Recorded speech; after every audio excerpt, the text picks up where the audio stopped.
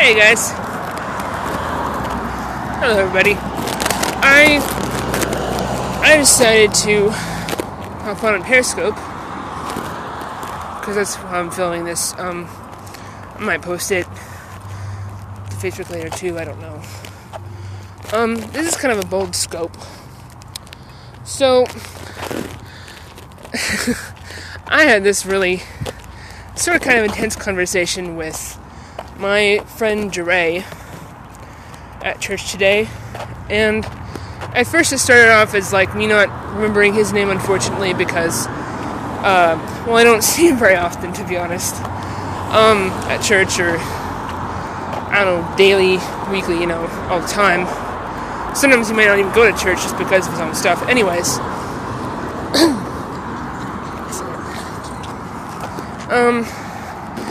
but then I started said something like, well, I don't want it to seem like I'm forgetting your name. Oof. Sorry, crosswalk. I don't want it to sound like I'm forgetting your name because you're African American, because he is.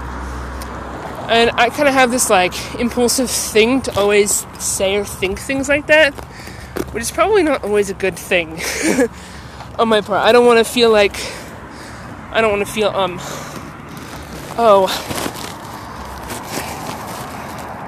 all this weird, trudged up, race stuff that's been happening lately. And maybe it's always been under my nose and it only just come to the forefront of society and the news and stuff within the past 5 to 10 years again. Who knows?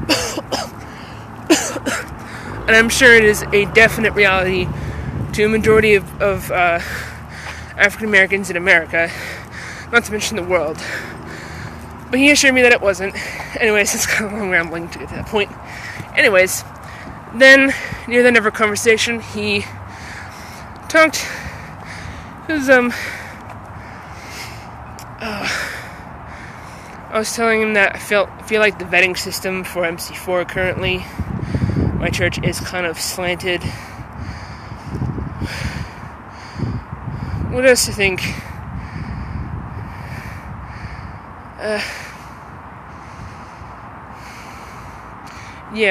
Slanted against me and other autistic people and other people with disabilities, who think differently than kind of average people, or people who are thinking neurotypically, or are typically normally brained. I don't know how to say it. I'm kind of tired. But I just,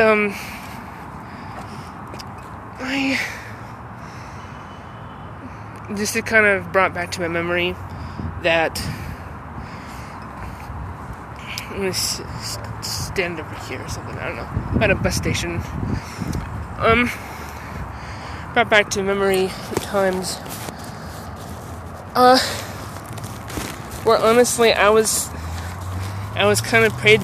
Well, this one time in particular where I went up for prayer, and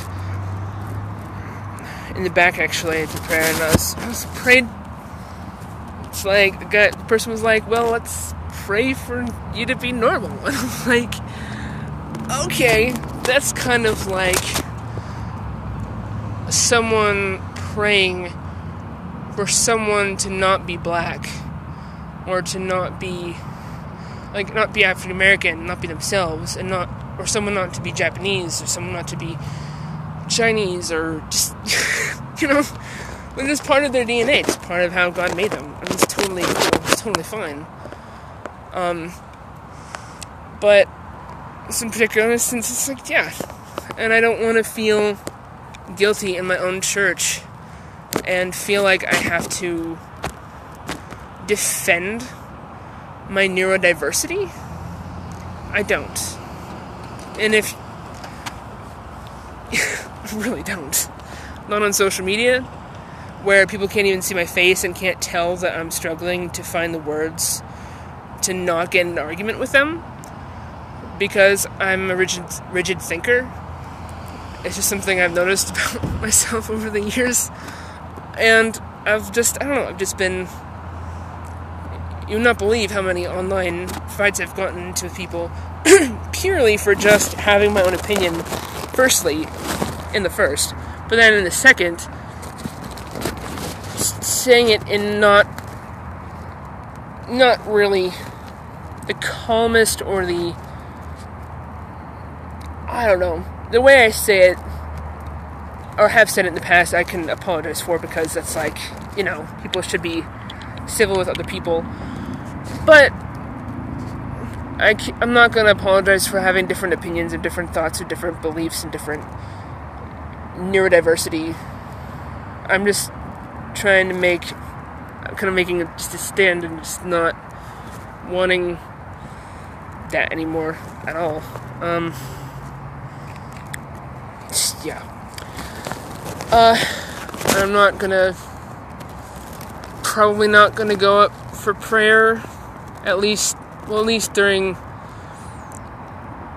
I'm just gonna say it. Yeah, I'm not gonna go, to the back of the sanctuary where there's usually a prayer team during worship and ask for prayer, because I don't want people to automatically, with their own snap judgments and their own prejudices that they may not even know they have. Like, I have my own prejudices against, and have had my own against and towards the LGBTQ community, but that is like my own different thing, and that's not the point. It's a thing I'm working on, and it's a thing that can be worked on, and it's a thing that other people can work on about their prejudices against people with disabilities like autism, where they can't see it, I mean, that's the thing. Like, I just,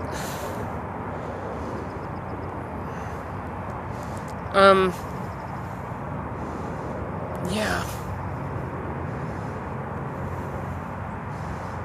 And then I told Sherry about that part of the conversation that I had with Jure.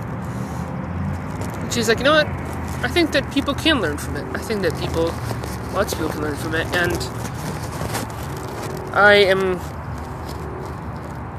I'm gonna go farther than Sherry about that, with this topic, because it's not. I mean, if it was about, like, say,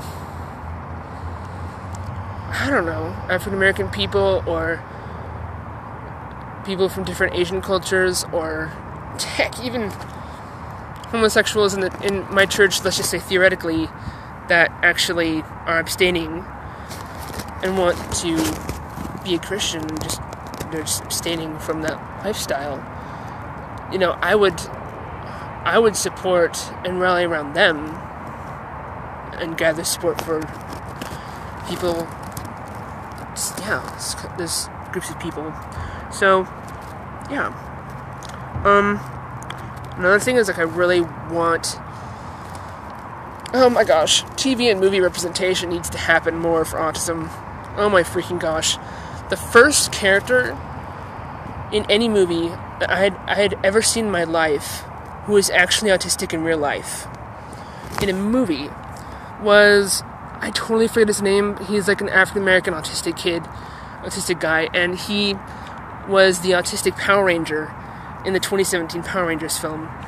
And the first autistic person who played an autistic character in a TV show was Alex Plank in The Good Doctor as Javi, I think that's pronounced the character's name. And that was like a month ago. Only a month ago. Yeah, that episode's still on my DVR. Because it's like, yeah, I'm gonna watch that again. Because that was super empowering. Like, I finally understand maybe a glimpse of what it was like when African American actors were starting to be hired a long time ago, and it very slowly being accepted as just part of, I don't know, society over a heck ton of years. That should have taken less longer. And kind of the neurological equivalent of that, but seeing Alex Plank on my TV screen, that was something. Like, I went away from that, like, empowered that I can not, act, because, I get kind of nervous and stuff in front of crowds. But, like, yeah, you get the gist. And, yeah. So, I'm gonna realize, like, you know what? So this kind of newfound passion for autism awareness kind of came from a prophetic word that Ben Dixon shared during beginning of second service today about courage and about, there's someone, he said something like, you need to have a conversation with somebody and have courage about it. And I definitely think that was my conversations with my friend Jeray and my friend Sherry. Like, for real.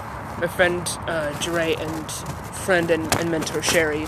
For real. Because they needed to happen so bad. So bad. And it also, that prophetic word also gave me more encouragement and courage and passion for my platform, the Aspie Perspective, which is on,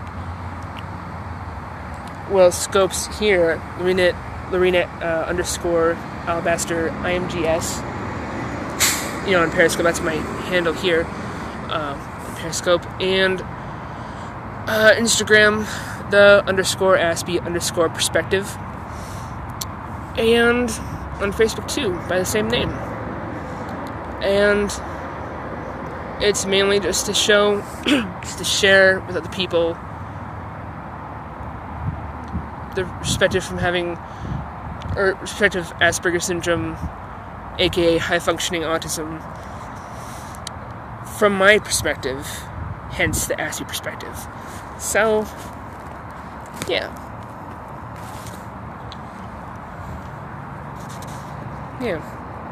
I hope that this has been informative for all of you, and for all of you that I'll be posting this at a slightly later time on different platforms like YouTube and Facebook and stuff, potentially, probably. So, yeah. Well, my bus is coming soon, so I will sign off and walk over to my bus, or bus bay. So yeah, thanks so much for joining me and on the replay, and on Facebook and YouTube and wherever I choose to post this video or send it. Thanks so much, and happy Sunday, and have a great week. God bless. Bye-bye.